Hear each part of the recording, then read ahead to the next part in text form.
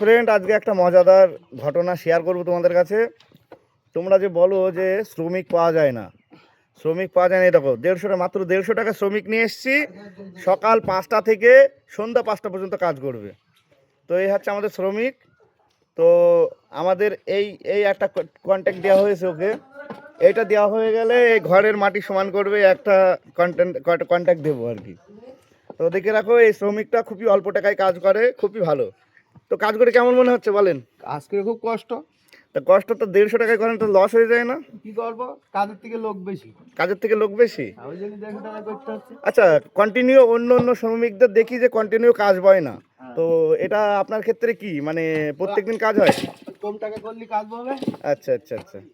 তো কালকে কোথায় আছে কন্ট্যাক্ট? কালকে আছে ধান কাটা। কালকে ধান কাটা মানে মিক্স মিক্স হ্যাঁ, মানে 12 মিশালি। আচ্ছা, 12 মিশালি শ্রমিক। তো